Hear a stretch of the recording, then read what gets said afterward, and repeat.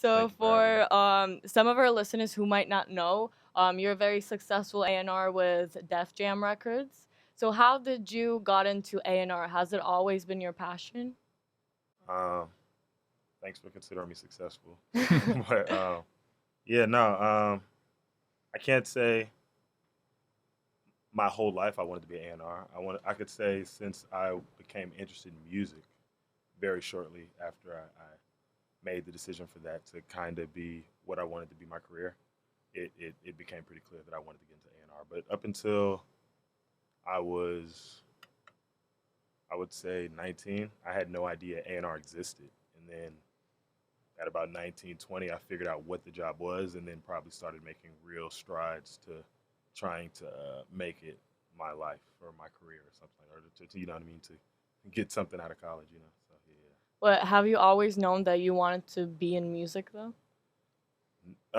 No, no, that's what I'm saying. I honestly didn't always know that. It took me failing what I consider failing at basketball and like coming back to LA. I'd moved back to Los Angeles. I had went to Cal State Northridge, and I had made a list of things while I was at CSUN of professions that I could. At the time, I had wanted to be a business major, like in my head. I thought that was a degree I was going to graduate with, but I was like, man, like before I use my degree, in my head, my degree was always insurance, and it was before I use my degree, let me make a list of 5 things that I want to take a shot at while I'm in college, whether through an internship, whether through whatever, to at least gain some experience. So when I got out of college, I would at least have something more than a degree. And on that list, music was number one. It was followed by like food and travel and some other like, like things that every 19, 18-year-old would be interested in.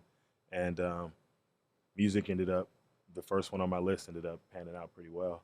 And I think just from like, yeah, the fresh wound of like realizing that basketball wasn't my future, and then realizing that like, man, if you do, you kind of feel like, man, like the last 10 years you didn't try hard enough or you didn't work hard enough. So then you take all that and you're like, man, if I don't try hard enough again, I'm going to be 10 years down the line and looking for another career or looking for another, not to say basketball was ever a career, but you know what I mean? Looking for another passion, looking for another way of life. So that really scared me.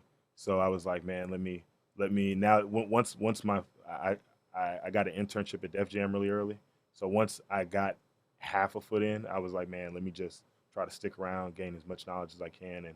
It became, music was always a passion in my life. It was always something that I loved, always something that I followed very closely. I rushed home after practice or whenever I used to tape 106 in Park, and I'd get home maybe in the last 15, 30 minutes of it, but I'd wait till it ended so then I could watch the tape from the beginning. And yeah, no, I always loved music. I was big on downloading. I had Napster, I had LimeWire, I had BearShare, Kazaa, every downloading software from those eras. So I was always big into music, but it wasn't necessarily anything I thought I could make money off of because the only things you see are artists and like the idea of a manager, but you think you have to build an artist. You think you have to be younger. You think you have to be a certain age to be a manager. So it's it's kind of daunting. And like, hey, I don't make beats. I don't make music. What do I? You know what I mean? And then not until I got to you know who Simon Cowell is, and you know that there are people that find talent. But my only real tangible example of that was like Simon Cowell on American Idol. That I could like, you hear about all kind of other things, but then the older you get, you realize like, oh, Russell wasn't an A&R, or like Russell didn't sign. You start to break down things, and then things become more of a mystery.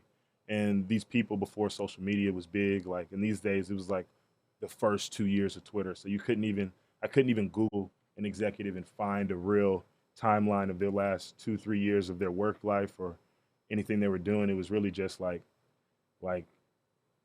you kind of just had to get the information from who you could. So um, yeah, that music wasn't always the the passion, but it was always there. And then when basketball fell off, it became everything I put all my eggs into. And you mentioned building artists, but how did it build you being in the music industry? Like, if you look back, and you would say before and after, what's like the biggest change that you've seen in yourself as a person?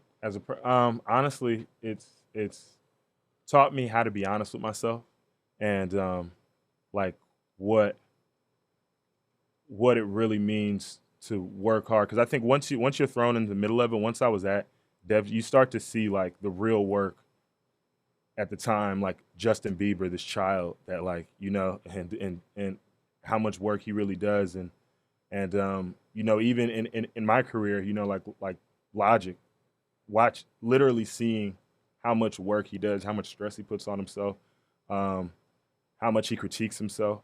Um, you see the difference in where it's landed him, and it's just hard not to be honest with yourself to say like you can compare everything at face value because you're behind the veil and you can be like, well, this artist is working this hard and these other ones, and everyone has their own path and their own journey, but some you could see it like when it's just like hard work and dedication and it's helped me be a lot more honest with myself and working hard and dedicating myself to something and seeing how much, because you can see what true success really is. I think I don't think that many. I think people can see successful people in various walks of life, but you're fortunate if something you want to be, you can actually see a version of that in front of you. So me early on having when I was interning at Def Jam, being able to meet No ID and him being a mentor of mine and being able to see the real work he put into, he's in this like, he was probably the most successful person I'd ever met at that point in my career, especially on the creative side. And he's in the studio every day. Even to this day, he's in there. I can find him there 90% of the time. If I can't get a hold of him, I just find him at the studio.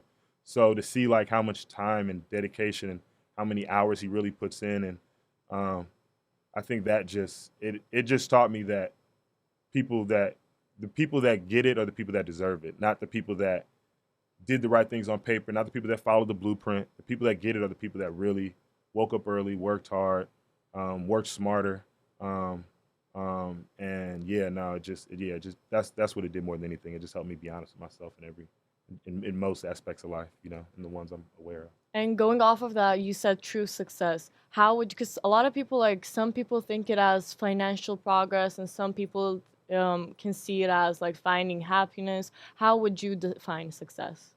Um, I think success truly is being able to find the balance between like personal endeavors, like things that you want to accomplish in life. I think the reality is like no one's ever gonna be able to accomplish everything they really set out to. Um, that's why I feel like always say it's the journey and finding your peace of mind in that. But I think success is finding the balance between going after things, working hard, accomplishing a certain amount of them, but also balancing it with like life and happiness and sanity. And because if if you're so successful that you drive yourself crazy and you die at 21, you know what I mean, or Yeah, exactly. you do see that's like nah, not really, or you're in a lifestyle that ends up killing you. You know what I mean? Whether you're the direct reason of it, so it's finding the balance. To me, that's what success is. The older I get, the more I realize that, and understanding that it isn't just financial, that it is more of a balance, and then understanding what that balance is, like tangibly, in figuring out how to accomplish those things. And I think the older you get, the more those things start to settle in. But yeah, just I think just taking a step back and finding the what really matters to you. And I think the younger you are, the harder it is to see that. And I think evaluating success, especially in yourself, comes with age. Everyone's going to be hard on themselves in their 20s, especially if you're ambitious. So it's just, I think you should, if anything, that you should consider that like a good thing, or drive, or that you have gas in the tank. So but yeah. And me and Ella, like we are obsessed with people who overcome challenges and like solve problems in their lives, and have that kind of a story. If you don't mind, would you share with us a moment where you felt really low in your career or in your life, and how did you overcame that situation? I mean, to keep it, I would say to not take too long to think about an example, but to keep it, especially within music examples. when I first met No ID, um, there was this artist that we were both working with, and she at the time. This is before I was working at Def Jam. I had interned there, but I left. I'd stopped interning there. I was really just helping him out of his studio. He had kind of asked me to help him out with like songwriters and stuff, and bring creatives by the studio that I knew, kind of just a new batch of people that he hadn't had. And this one artist, my first artist, really the first artist I ever had ownership in, or you know what I mean, felt really a part of, that I brought to him, that he loved. We had probably invested like maybe 6 to 9 months into her, and you know, in hindsight, you know, the older I get, the more I realize how much No ID really invested in me and trusted me in those times, because this is before he worked at a label, so this is just when he had a studio that he was paying for. So he gave me free time in his studio for me, this kid in college. I was going to LMU, to come by and record with this girl some ideas. And he paid for the engineer. He gave me studio time and a great studio, you know, and it was all free. And he believed in me, and he believed in the girl. And out